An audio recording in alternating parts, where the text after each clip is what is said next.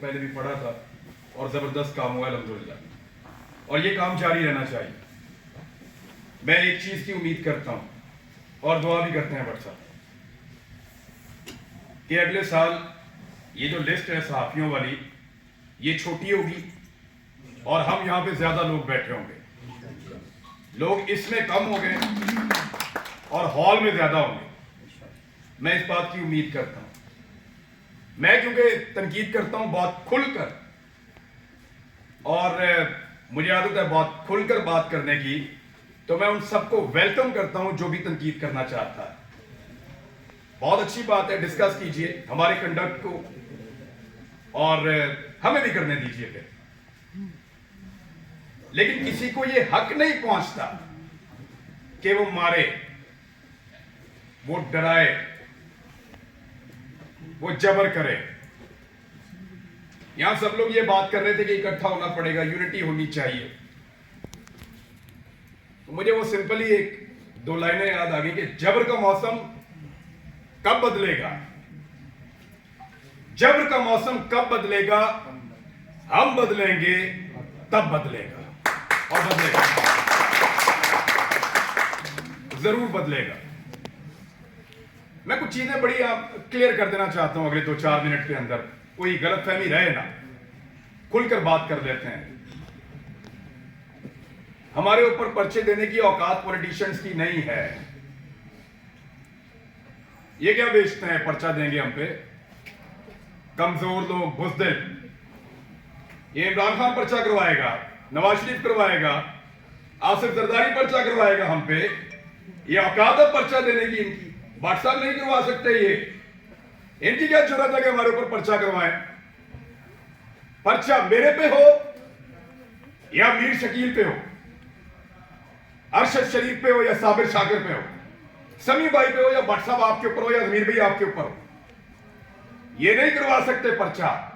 یہ جو پرچہ ہمارے اوپر ہوتا ہے نا بغاوت کا، غداری کا، اس کے کاپی رائٹ ہی نہیں ہے پولیٹیشنز کے پاس۔ ہر چیز کے کاپی رائٹس ہوتے ہیں نا۔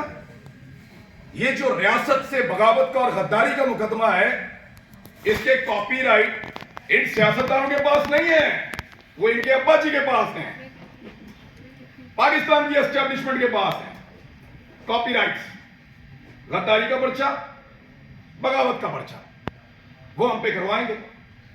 دنیا کے کسی ملک میں یہ پرچے نہیں ہوئے، کیونکہ سب ملکوں کو اس بات کا یقین ہے کہ اس ملک میں رہنے والے شہری اس ملک کے وفادار ہیں۔ صرف پاکستان کے اندر اسٹیبلشمنٹ کو اس بات کا شک ابھی باقی ہے کہ یہاں پہ غدار بھی ہیں اور باغی بھی۔ کیوں شک کرتے ہو؟ کیا مسئلہ ہے آپ کا؟ یہ کہنا چاہیے، وہ نہیں کہنا چاہیے، سوال ہی تو پوچھتے ہیں۔ ہم کرتے کیا ہے؟ یعنی عجیب و غریب قسم کے سٹینڈرڈز پاکستان میں بنائے ہوئے ہیں۔ میں کچھ چیزیں آپ کے سامنے رکھ دیتا ہوں۔ پاکستان کی اسٹیبلشمنٹ سے کھلی میں سامنے بات کر دیتا ہوں۔ آپ غیروں کی جنگ میں ہمیں دھکیل دیں تو آپ مجھ پہ بتائیں، اور ہم آپ سے یہ پوچھیں کہ اتنے سارے بندے کیوں مارے جا رہے ہیں، تو ہم غدار بھی ہیں اور باغی بھی ہیں۔ آپ بند کمروں کے اندر فیصلے کریں اس ملک کے 22 کروڑ عوام کے، تو آپ محب وطن ہیں۔ ہم آپ سے پوچھیں کہ ان فیصلوں کے نتائج پہ نظر دیکھیے، بتائیں کہ یہ حالات کیوں ہوئے، تو ہم غدار ہیں۔ آپ پاکستان میں بار بار رجیم چینج آپریشنز کریں، منتخب حکومتوں کو گرائیں، تو آپ محب وطن ہیں۔ ہم آپ سے پوچھیں کہ یہ کیوں کیا، تو ہم غدار بھی ہیں اور ہم باغی بھی ہیں۔ آپ وزیر اعظموں کے انٹرویوز کریں اور فیصلہ کریں کہ اس کو بنانا ہے اور اس کو نہیں بنانا، تو آپ محب وطن ہیں۔ اور ہم جب یہ کہیں کہ جناب عوام کا فیصلہ ہونا چاہیے، یہ 22 کروڑ لوگ ہیں، کیڑے مکوڑے نہیں ہیں، تو ہم غدار بھی ہیں اور ہم باغی بھی ہیں۔ یعنی آپ بغاوتوں کی اور غداریوں کے مقدمے درج کروائیں جو پوری دنیا میں نہیں ہو رہے، اور جب ہم آپ کو یہ کہیں کہ کیا ہم باغی ہیں، تو اس پہ بھی ہم باغی ہیں، اس پہ بھی ہم غدار ہیں۔ یعنی عجیب و غریب قسم کا کرائٹیریا بنایا ہوا ہے۔ آپ ہمارے لیے، ہمارے ملک کی زمین کو تنگ کر دیں تو آپ محب وطن ہیں، اور ہم اپنی زمین پہ آزادی سے رہنے کا حق مانگیں تو ہم غدار ہیں، ہم باغی ہیں۔ آپ خدا نہ خواستہ کبھی ہار بھی جائیں تو آپ محب وطن ہیں، اور ہم آپ سے پوچھیں کہ حضور والا یہ کیا ہوا تھا تو ہم غدار ہیں، ہم باغی ہیں۔ آپ کسی ایک تجربے میں ناکام ہو جائیں تو آپ محب وطن ہیں، اور ہم صرف ناکامی کی نشاندہی کر دیں تو ہم غدار ہیں، ہم باغی ہیں۔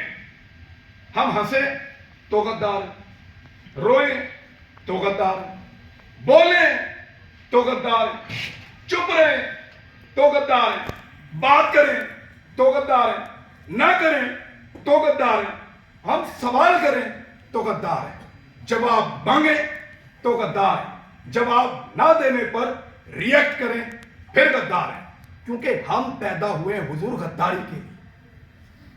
ہمارے گلوں میں نہ تختیاں ڈالو اور ہمیں چکر لگو پاکستان کے غدار لکھ کر، ہمارے ماتھوں پہ لکھو غدار، ادھر یا لکھو یا گولی مار دو، ہمارے لیے وہ زیادہ آسان ہوگا۔ تکلیف ہوتی ہے۔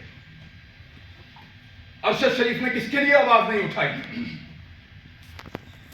آپ سارے گواہ ہیں، جس کو مار پڑی وہ اس کا شدید ترین مخالف ہونے کے باوجود کہتا رہا کہ غلط مارا،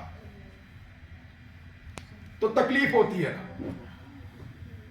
بٹ صاحب ناکامی تھی ہماری، اس کا ہم پہ اعتبار ختم ہو گیا۔ بٹ صاحب اس کو پتا چل گیا اب اس کا بوجھ نہیں اٹھا سکتے، وہ اس لیے ملک چھوڑ کے گیا تھا،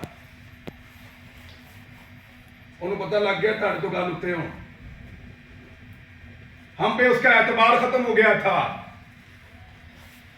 تکلیف ہوتی ہے، چپ کر کے نکل لیا۔ انہوں نے مذاق اڑایا اس کی تصویر دکھا دکھا کر،